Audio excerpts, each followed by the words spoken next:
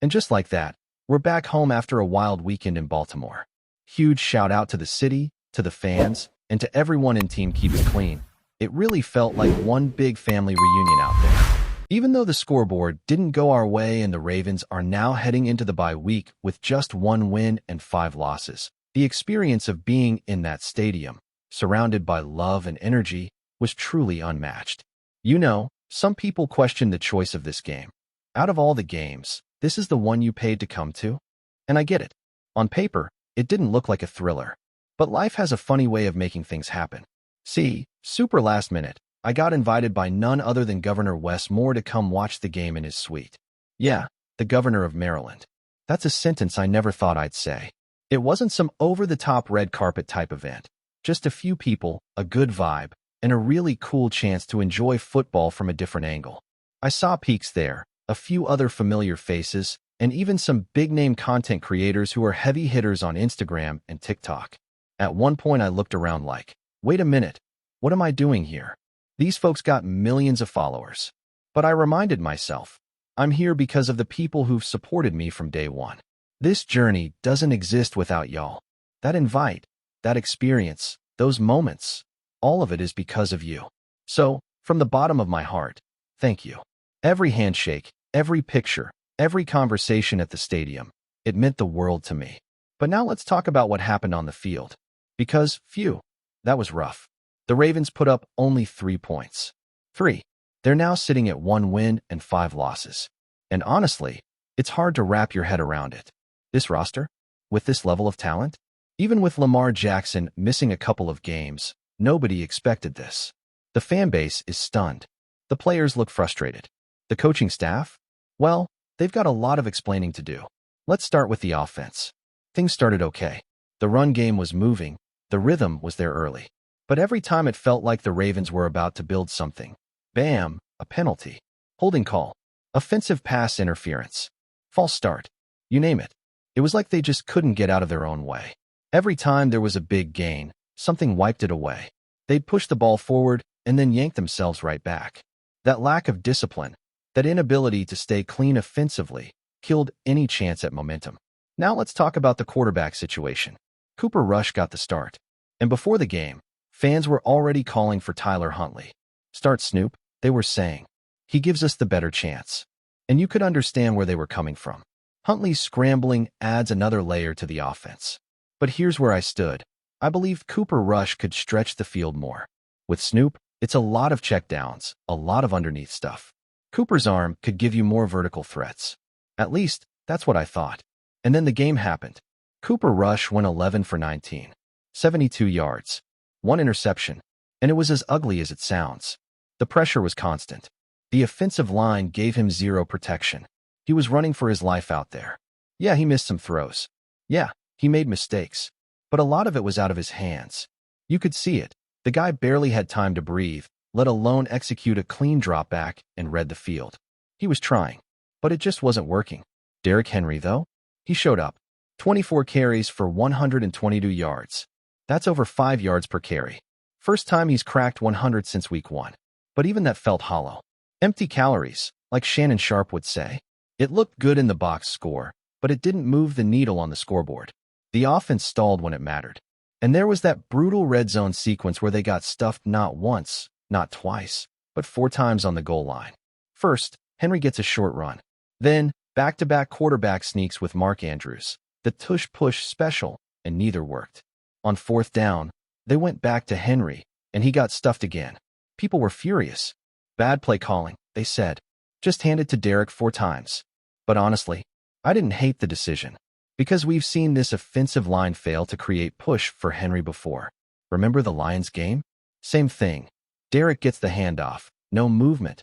No room. Stuffed every time. So this time, they tried to switch it up. They tried the push. They tried creativity. It just didn't work. Tyler Linderbaum said it best. The Rams just wanted it more. And that hurts to hear. But it's the truth. They just bullied the Ravens at the point of attack. And it wasn't just one play. It was a pattern all game. The Ravens had their chances. They were deep in Rams territory multiple times and walked away with nothing. Zay Flowers fumbled twice. They only credited him with 1. But if you watched it, you know what really happened. He made some exciting plays, made people miss, had us all hyped up, and then put the ball on the ground. Twice. And both times, the Rams recovered. That's the kind of stuff that kills drives. That's the kind of stuff that turns a close game into a loss. There was another near disaster when Henry was pushing toward the end zone. Looked like he was going to muscle his way in. And then, boom, Rams knocked the ball loose. They scoop it up and run it back. Could have been a touchdown the other way, but the refs blew the whistle for forward progress. Lucky break. Very lucky. But even that moment just summed up the day. Close, but no finish. Power with no result. And let's be real, when your offense puts up 3 points, you don't deserve to win. Huntley eventually came into the game and gave them a little spark. Some nice scrambles, moved the ball a bit. But nothing game-changing. Harbaugh tried to spin it like, oh yeah, that was always part of the plan. But even Cooper Rush said he was surprised to come out. And let's be honest, you don't get surprised by a plan. That was clearly a mid-game decision based on how bad things were going. The defense. Man, this one's tricky. Because if you just look at the scoreboard, 17 points given up, that's a win in today's NFL. You hold any team under 20, you expect to walk out with a W. But when you actually watch the game, the full 60 minutes, the context, the missed opportunities, it doesn't feel like the defense dominated. It feels like they survived. Rams dropped a bunch of passes, had receivers wide open, and just couldn't capitalize. The Ravens didn't exactly shut them down. The Rams just left points on the field. And injuries played a role too. Puka Nacua left the game. He wasn't on the field for a good chunk of it, and that absolutely impacted the Rams' offense. Not to mention the missed touchdown. I mean, Matthew Stafford put it on the money, and the guy just dropped it. That's not defense. That's just bad execution by the Rams. But hey, you take what you can get, especially when you're sitting at 1-5. Any small win feels like a victory, even if it's not something to hang your hat on long term. Then there's Kyren Williams. That dude made it look easy. When he was down at the goal line, there was no hesitation. Rams called his number, and boom, touchdown. Compare that to Derrick Henry, who had 4 chances at the 1-yard line and came up empty. And it really puts things into perspective. The Rams didn't have to get cute. They didn't have to trick anyone. Just straight-up football, and they punched it in. Even the touchdown to Tyler Higbee felt all too familiar. Play action. Tight and leaks out. Completely uncovered in the flat. Touchdown. That play has burned the Ravens all season. Every single week, someone's running wide open in the flat, running back, tight end, doesn't matter. And no one's within 10 yards of them. It's not even like the defenders are getting beat. They're just not there. That's not a talent issue. That's coaching. That's scheme. That's communication breakdowns. And it's happening over and over again. And yet, there were moments. A forced fumble on Stafford. A 4th down stop. The defense gave the team chances. But the story was the same. They couldn't close. On early downs, they looked solid. 1st and 2nd down, they were stopping the Rams. You'd feel like momentum was building. Then 3rd down hits, and bam, a huge conversion. Or even worse, a 4th down gamble from the Rams, and it works. Every time. That one play really stuck out. It was 4th and short. Rams line up, and the Ravens rush just 2 linemen. 9 guys dropped into coverage. You'd think the coverage would be airtight, right? Nope. Kyren Williams runs a little short route, sees Trenton Simpson on him, makes a quick move upfield, and Stafford hits him in stride for a huge gain. There were 9 defenders covering, and they still got beat. That kind of play breaks your spirit. That's the moment where you throw your hands up and say, what are we even doing here? And it's not like the Rams were playing out of their minds. They weren't putting up video game numbers. They weren't running some crazy new offensive system. They just executed better in the biggest moments. They were sharper, more composed, more physical. The Ravens? They looked disjointed. Offensively, they had no rhythm. Defensively, they had no answers when it mattered most. And when both of those things are happening at once, you get what we saw on that field. A game that felt winnable, but slipped away every time it mattered. Then there's special teams. Not a lot to talk about. But even here, there were mistakes. Leone West muffed a punt. Luckily, a penalty bailed him out. But still, that's another example of how sloppy this game was. Later on, he did have a nice return, so you give him credit for bouncing back. Jordan Stout, though? That man's been locked in. He's been booming punts with consistency, and it feels like he's making a strong case for a contract extension. If nothing else, special teams at least gave the Ravens a chance with field position. But with how bad the offense was, it didn't matter. Tyler Lue knocked in the only points of the game. 3 points. That's it. Your kicker scores all the points, and that's just not going to cut it in the NFL.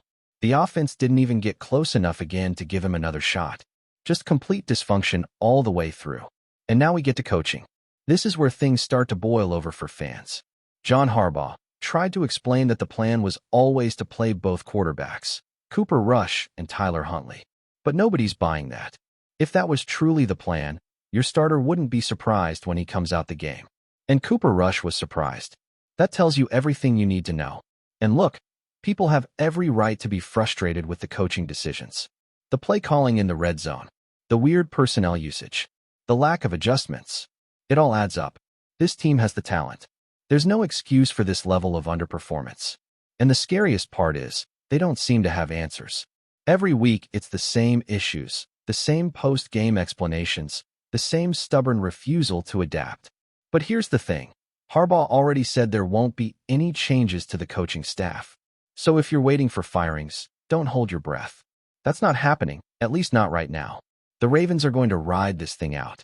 They're hoping that once Lamar comes back, and once a few other key players return, things will magically fix themselves. That's the plan. Hope, not change. Just hope.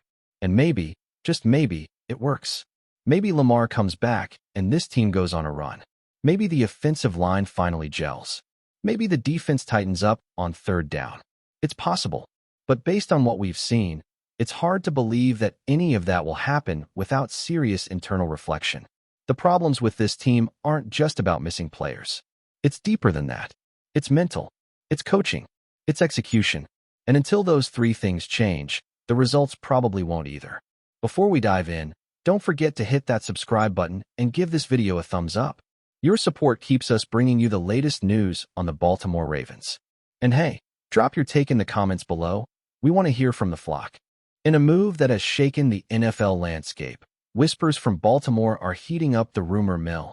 Russell Wilson, the veteran quarterback known for his playoff heroics and fearless improvisation, is reportedly heading to the Ravens.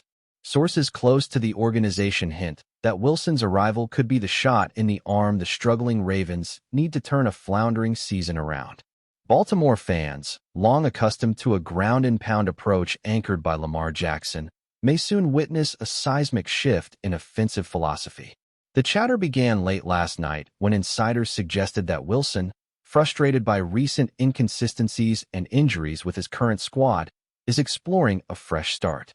Imagine the star-studded duo, Wilson's signature deep throws meeting Baltimore's notoriously stout receiving core.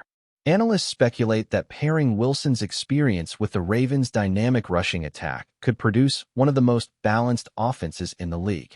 The city is buzzing, with sports bars already debating whether this rumor could spark a playoff push that had seemed increasingly unlikely just weeks ago.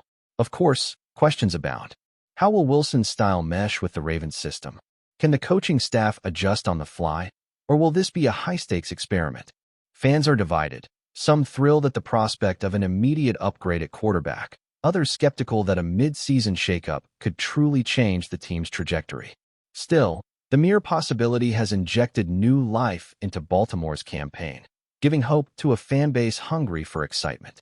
While nothing is official, sources insist the Ravens are very serious about exploring this blockbuster acquisition.